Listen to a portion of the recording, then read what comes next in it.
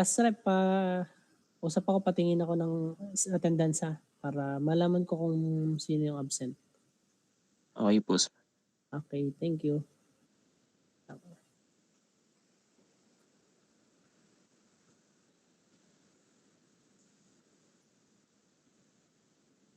Wait lang, set up ko lang.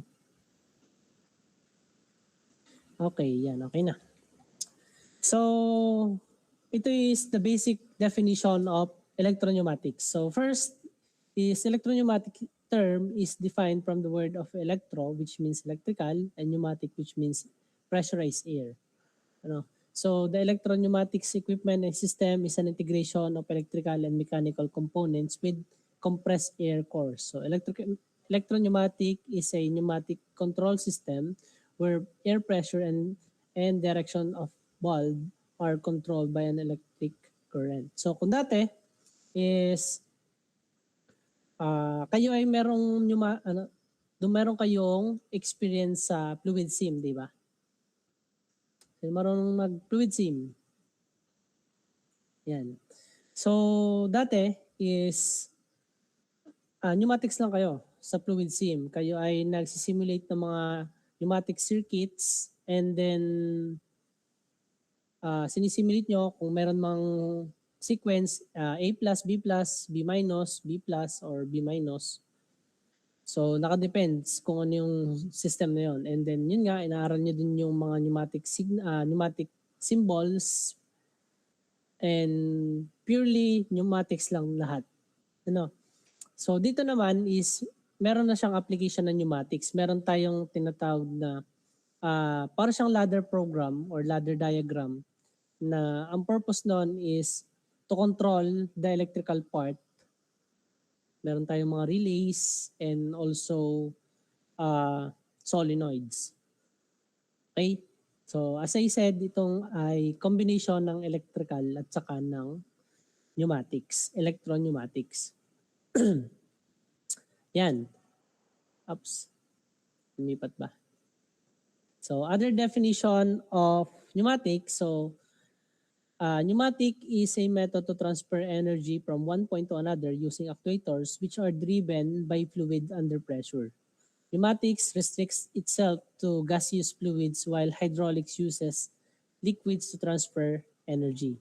Pressure of pneumatic system can be controlled by manually opening a valve, automatically by detecting its pressure, or it can be sending an electrical signal.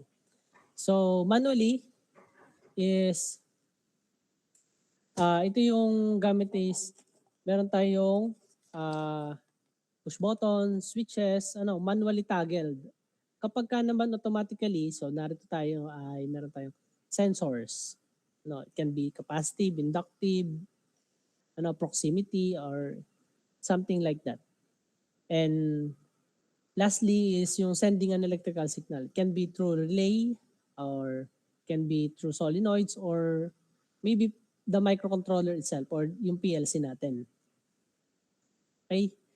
Yan. So next is overall signal flow and component of electropneumatic control system. So ang isang electropneumatic system nagsisimula yan sa energy supply. So yung energy supply natin, so we are familiar of compressor, reservoir, pressure regulating valve, or yung ating service unit na tinatawag. So nasan dito yung dito sa picture, kita niyo yung aking pointer. Ito yung ating service unit. Yan ay commonly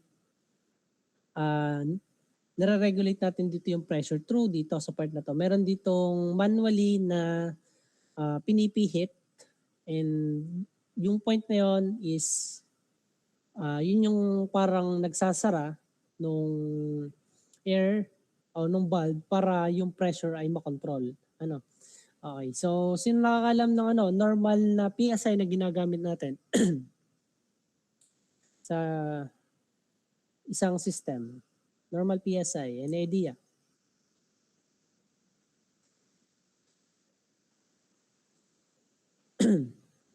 Any idea sa normal or standard na PSI na gamit natin sa isang pneumatic system? Kayo ay dumaan sa pneumatics, so I expect na alam niyo yun. Kaya natanong ko, ano? So, any idea guys? Okay, maya. Wow, ano to? Okay, so meron tayong meron tayong 60 PSI. Ano? Common yun, yung 60 PSI. Kapag ka tumaas ka doon is kung yung iyong system ay nagre-required ng dapat ay hindi mag-exceed doon sa standard. So kapag ka nag-exceed ka, halimbawa naging standard is 60 nga. So possible magkaroon ng overpressure sa iyong system and hindi mag-function kung ano man yung yung output or yung ina-output natin na signal. Okay? So sana kayo ay makipag-participate sa aking mga tinatanong dahil dito papasok guys yung 10% ng inyong grade. No, so kung kayo man ay naka-perfect sa kahit saang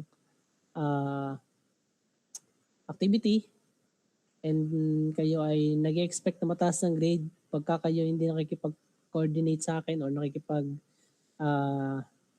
usap, so yun, mababawasan kayo ng 10%. Lalo na sa group activities kasi yan ay doon ma-apply. Okay? So next, meron tayong signal input. So ito yung mga push button natin, push button valves, roller level bulbs or roller lever bulbs, proximity switches, air barriers. Next is meron tayong signal processing. So signal input and signal processing kalimitan magkasama yan sa isang system dahil si push button is kalimitang meron tayong or siya yung input ng directional control valves. So meron tayong tinatawag na processing element. So which is ito nga si directional control valves, si non-return valves, pressure control valves, timers, and sequencers. So sequencer guys, kung wala tayong PLC, pwede tayong gumamit ng relays. Relay logic. Yan, sa signal output naman, meron tayong control element. So ito na yung directional control valve. So meron tayong different directional control valves. Meron tayong 3 two-way, 4 two-way, 5 two-way. So hopefully ay kayo ay familiar pa din doon sa mga ganong bagay dahil pagdadaanan yan lalo na pag kayo nasa industry na. Command execution. So ito naman yung ating mga actuators. So meron tayong pneumatic cylinders, motors, visual indicators. So pag sinabing visual indicators, meron tayong LED lamp, LED or tawag dito, LED indicator,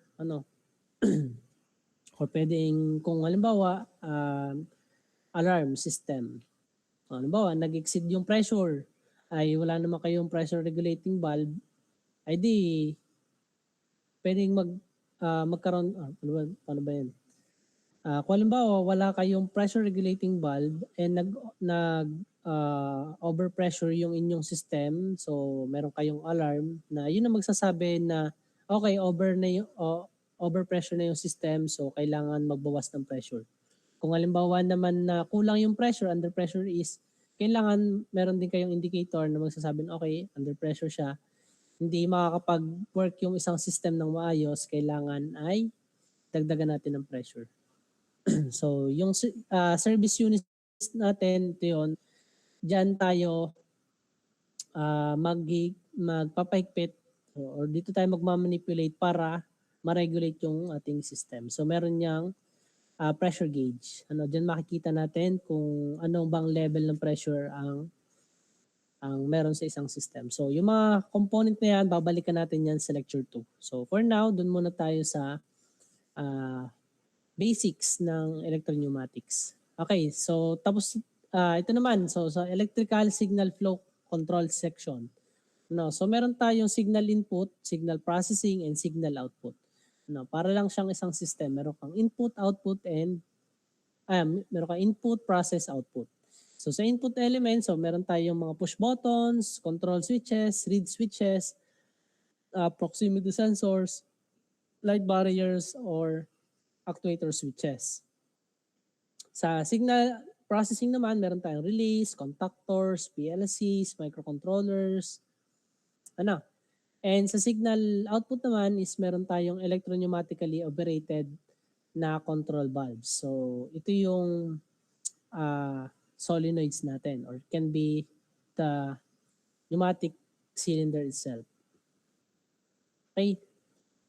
Yan. So, pneumatic control section. So, final control elements. So, kung kanina meron tayong electrical sa pneumatic tayo. So, from dun sa signal output natin, so sabi ko nga sa inyo kanina, is meron na tayong electro-pneumatically operated directional control valves. Sa power components naman, ito na yung cylinders and pneumatic motors or yung optical displays. Kung meron tayong lamp na iilaw kapag may nag-trigger or may na-energize, ito na yung gagawa nung work or function ng isang system. So kung halimbawa ay sa robotics, ito yung tinatawag natin na end effector, pinakadulong part ng system. Yan. So ito naman ay structural and design flow of electro-pneumatic system. So ito ay counterpart ng pneumatics hydraulics sa electrical. So when it comes sa input elements, sa switches, so syempre meron din naman switches sa electrical. May push button, may limit switches, may program selector switches, or sensor. So halos nagkakaparehas lang yung dalawa. Sa control elements naman is kung sa electrical meron tayong contactors. Yan, kung makikita, meron tayong contactor, relays, and electronic components. Sa pneumatic naman is meron tayong directional control valve and non-return valve. Sa electrical naman, sa setting or element, so meron tayong power contactors, power transistor, power thyristor. Dito naman sa pneumatic is directional control valve, yung counterpart niya. Sa electrical, sa output elements, meron tayong electric motor, solenoids, display. Dito naman sa pneumatic and hydraulic is meron tayong cylinders, motors, and display. So yung pneumatic motors is, kung kayo ay familiar, siya yung type ng motor na hindi mo kailangan ng electricity para mag-work. Only yung compressed air lang, gagana siya. Mamaya papakita ko sa inyo yun. So ito naman yung sample ng isang pneumatics circuit. Wala pa dyan yung part ng electro-pneumatics or yung electrical part. Okay, so sabi, a directional control valve can be used as an input, processing, or control element. The distinguishing feature for the allocation of the individual components to the respective groups of element is the configuration within the pneumatic system. Okay, so dapat ay familiar pa din tayo sa mga pneumatic symbols. Ako personally, so since ngayon ko lang siya naituro ulit, or no, ngayon ko lang siya ituturo and ngayon ko lang ulit mababalikan ang pneumatics. Ang focus ko guys ay sa battery research as of now, and hindi ko pa ulit mababalikan yung mga pneumatic symbols ko. Though may mga ilan naman na naalala ko pa din, pero ang kalimitan or ang karamihan ay limot ko na. So babalik-balikan ko din yon.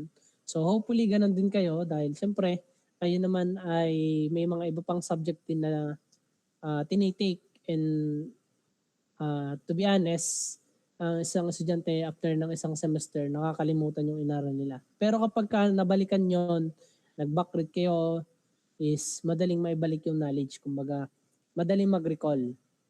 Kahit pa hindi nyo mastery yung subject, as long as kayo familiar, madali siyang balikan. Okay, next is the application of electro-pneumatic system. So we have the gripping mechanism. So gripping mechanism, so makikita nyo is meron tayo dito ang robotic arm. Ito ay isang articulated manipulator na ang end effector niya is meron tayong ito. So ito ay you call that pneumatic cylinder. So parang ito naman guys is suction cups ang kanyang end effector. Pero yun nga, ginagamitan din siya ng pneumatics. So dito naman, yung mga limbs, so nagpapagana sa kanya ay pneumatics. So application of ang first application na electro-pneumatic system is the gripping mechanism. Tatandaan nyo yun. Next, the pushing mechanism. Kung mapapansin nyo, meron tayo dyang conveyor belt system. So conveyor belt system na to is magti-trigger once na may certain part na or may certain situation na magkokos para mag-trigger yung isang pneumatic cylinder. So ito naman yung pneumatic cylinder. Guys, wait lang, saglit lang.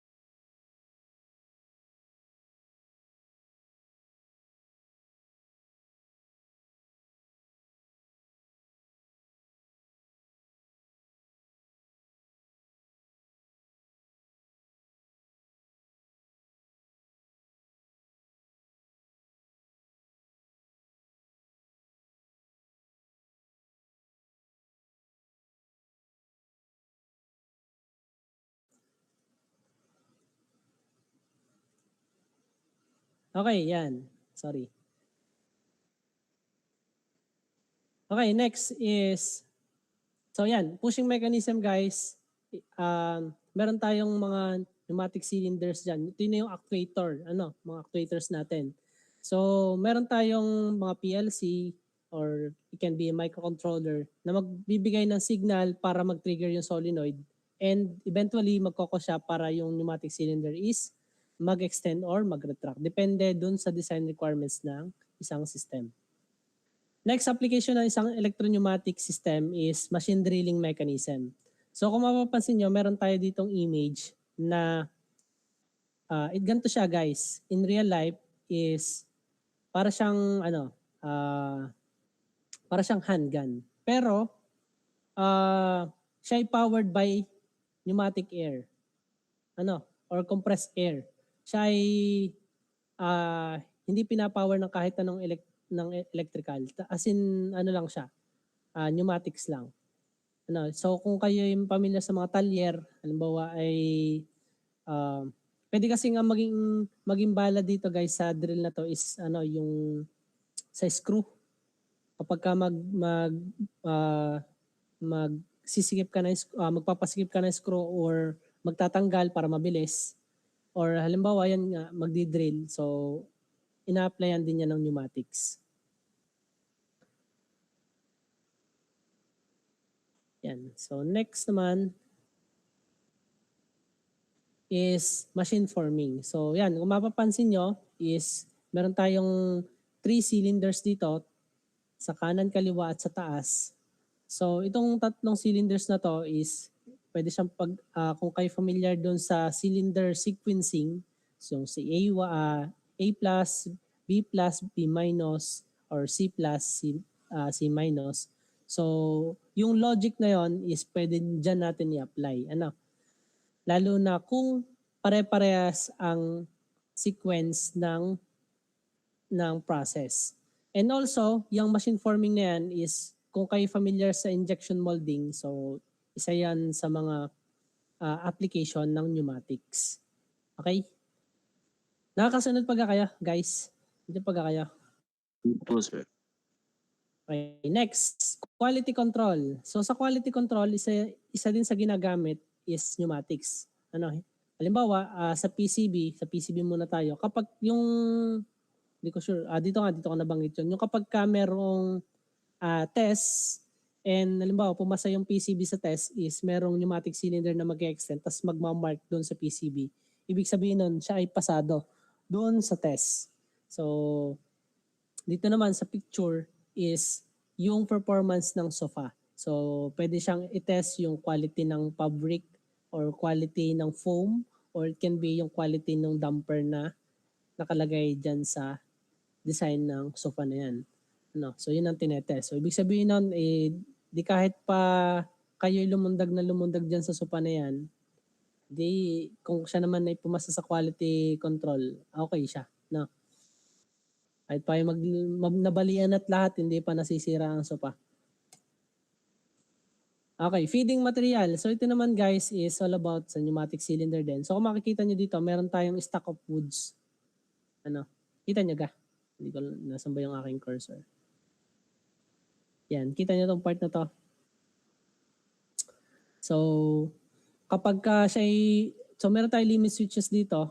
Kapag itong limit switch ay wala, ay hindi na natatagel or hindi siya, hindi lumalapat or kumbaga, hindi siya na-energize, ibig sabihin nun is sa logic is mag-extend itong cylinder. So, ibig sabihin itutulak niya yung figure. So, itong part na to guys sa baba, so, wait lang, kunin tayo ng pen.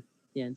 So, kung mapapansin nyo, dito sa part na to is patapos na yung paglapat nitong limit switch na to. Pag ito ay pumunta na dito sa kanyang normal position at hindi na natatagil tong part na to, ito ngayon is magpupush papunta dito. So, itong kahoy na to is i-release and then ito is expected to guys na yan yung conveyor system niyan. So, pag tulak ng pneumatic cylinder, dire-diretso yan dito.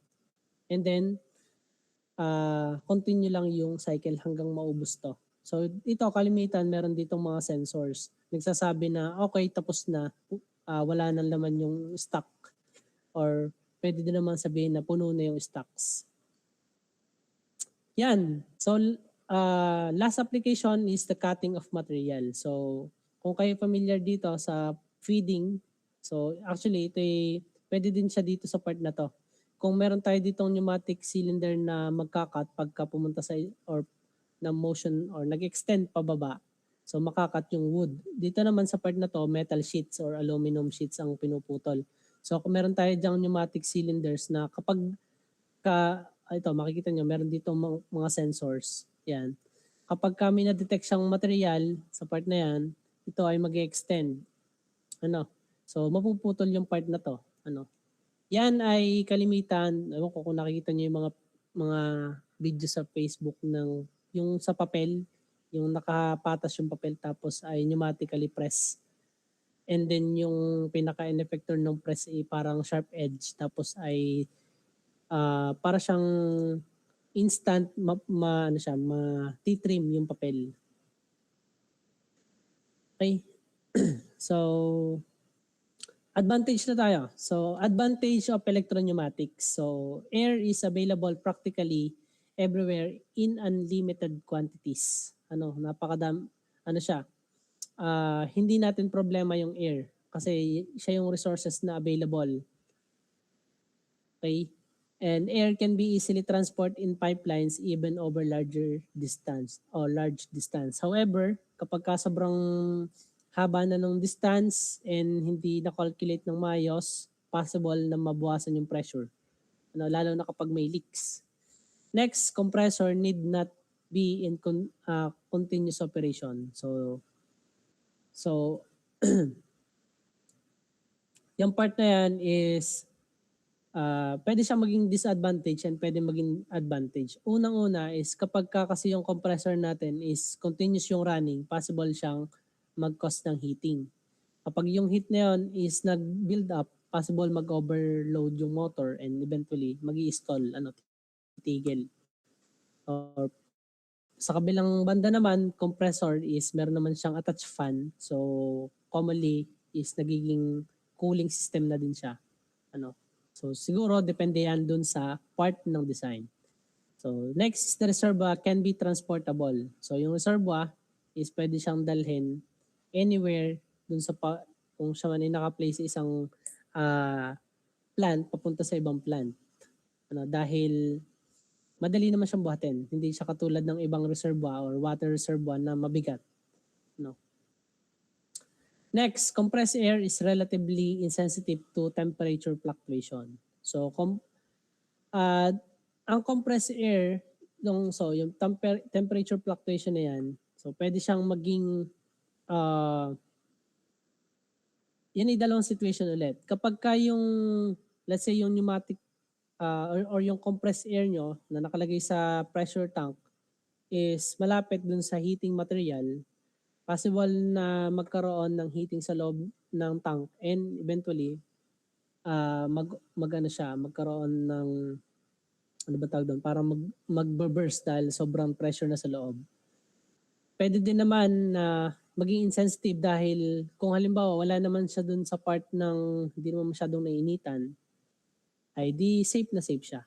Hindi siya sensitive sa sudden change, pero yung drastically change ng environment dun siya medyo alanganin, lalo na kung halimbawa sobrang init. So sa mga planta kalimitan is ang ganto or yung mga reservo nila is malalayo dun sa mga hazardous part or yung maiinit nga na part ng isang planta. Next, this ensure reliable operation even under extreme condition. There is a minimal risk of explosion or fire. No expensive protection against explosion is required. So, ito yung part kung halimbawa naman na extreme condition, yun nga sinasabi ko, and halimbawa ay maganda naman yung quality ng ginamit dun sa design, maganda yung mga materials, or let's say, meron tayong mga tinatawag na substandard materials and yung pasok dun sa standard. So kung halimbawa, ang ginamit na materials ay substandard, ay di expect na hindi tatagal or hindi siya makakatagal dun sa extreme condition. Pero kung siya naman ay pasok dun sa standard, ay di okay lang siya. Kaya papasok siya dito sa advantage ng electro-pneumatics. Ano? So, ay, hindi pa. Mamaya, konti pa. May kamukha ka doon. Ako? Train. Hindi ko kilala. Yan. So, unlubricated exhaust air is clean. Any unlubricated air which escapes through leaking pipes or components does not cause contamination. Useful in food, wood, and textile industry. So, itong part na to guys is depende din. Kasi syempre kung halimbawa yung gagamitin yung medium, halimbawa hindi naman siya basta compressed air lang, halimbawa ibang type ng compressed gas. So possible na siya pa din ay maging hazardous lalo na kung involve yung mga chemicals. Yung part na pag nag-leaks is pwede siyang, halimbawa, sa part ng, hindi ko sure kung anong chemicals, kung mercury ba, or sulfur. Yung part na kapag siya ay nalanghap is possible mag-cause ng death dahil konting langhap mo lang. Pero kung halimbawa, ang usapan naman ay compressed air, so siya ay safe dahil okay lang naman. Wala namang magiging pollution yon. And though magiging prone lamang sa leakage yung or kumbaga yung strength or yung pressure ng inyong system is mababawasan, pero yung part ng sa health hindi siya risk, hindi kumbaga mababa yung chance na kayo magkasakit dahil dun sa leak na air or compressed air. Walang almost wala dahil nga bago pa yung compressed air guys, bago pa yon gamitin, pinaprocess pa yon dumadaan pa yun sa mga air filters. So dalawang scenario yon. Itong part na to, yung sa compressed, yan sa unlubricated exhaust air is clean, is depende yan. Kung halimbawa ang ginagamit nga is air lang, simpleng hangin lang. Pero kung yun naman ni other type of gas, yung leak is delikado. Pwede yung makapag-cause ng health problems. Next is operating components are of simple construction and therefore relatively inexpensive. Mas mura daw siya kumpara sa ibang systems, kumpara sa electrical, kumpara sa part ng mechanical. Compressed air is very fast working medium. So sa part ng tawag dito, sa compressed air, so kung ipagkukumpara niyo siya sa mechanical, ang mechanical is nakadepende kung gaano kabilis yung magiging actuator niyo doon or yung magiging motor niyo para makapunta sa isang point papunta sa kabilang point.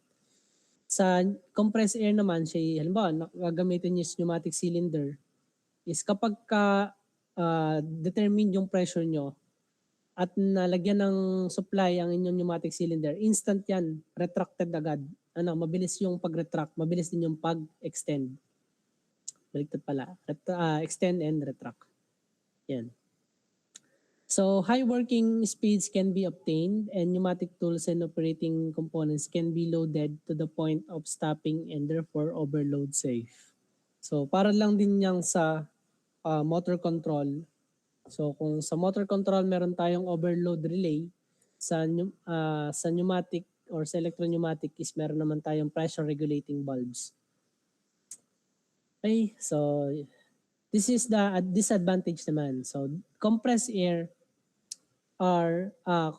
requires good preparation. Sabi ko nga sa inyo, bago pa yan gamitin yung compressed air na yan, dumaan na yan sa mga air filters. And dirt and condensate should not be present. So yun nga, dahil nga dumaan siya sa filters. So it is not always possible to achieve uniform and constant pistons speed with compressed air. So dahil nga po, halimbawa, yung sa part ng mahaba yung inyong supply, so possible na bumaba yung supply or yung pressure ng inyong system. Dahil possible din siya magkaroon ng leak eh. So, yun yung isa naman sa disadvantage niya. Actually, yan ay kasama din sa part ng hydraulics. Kasi sa hydraulics, kapag mapataas yung leaks, din siya, mahina din yung force. Okay? So, next is compressed air is economical only up to a certain force requirement. At 6 to 7 bar or 600 to 700 PSI, and dependent on the travel and speed. And the output limit is between 40,000 and 50,000 newtons. So lastly, the exhaust air is loud and the problem is widely resolved only by using new silencers. So kung kayo ay nakapag-try na magtanggal ng compressed air from doon sa tubing or doon sa joints, sobrang lakas talaga nun guys, as in maingay. So, imagine kapag may mga leaks. So, yung leaks na yun, possible yun na mag-cause ng unwanted na ipagkatanggal ng pneumatic hose dun sa joints. And then, pag natanggal yun, sobrang ingay. So, I think ito na yung last slide. Ito na yung lecture 1. Actually, ito yung introduction pa lang. Sa lecture 2, is i-discuss natin yung part ng mga pneumatic components. And sa face-to-face natin guys, hindi tayo magdi-discuss ng theoretical. Kasi ito ay all about the theoretical or the basic or the foundation knowledge. Tayo ay nasa actual kapag face-to-face. Tayo ay magko-conduct ng experiments and yun yung part ng hands-on. So, question guys. Actually, mabilisan lang tong discussion na to pero yan, umabot pa din tayo sa 1 oras. 1 oras sa discussion, I think is not enough para ma-explain sa inyo lahat. Pero make sure na kahit paano na-grasp nyo yung info and aralin nyo ulit. Para if ever man na kayo merong hindi naintindihan, mas madali nyo siyang mababalikan agad. 1 oras sa discussion ay hindi talaga siya enough. Madami pang kailangan na ma-discuss or madami pang kailangan ma-cover. Pero kung tayo kasi guys ay magdi-discuss lang during hands-on. So I think hindi din kayo matututo lalo na ang subject na to is nagre-require talaga ng hands-on experience. Ito yung magiging skills. Additional skills as a mechatronics engineer. Okay, so question guys before I end this meeting. Question, clarification. Wala naman. So, remember guys, or just a reminder, this week is second week and our midterm is fourth week. So, we still have 1 week to go for the preparation. Midterm. Prelim pala, sorry. Prelim. So, I think you can consider that as a long piece. Pero, prelim siya. Under siya ng prelims. And yung inyong midterm guys is ano naman siya, midterm laboratory naman siya.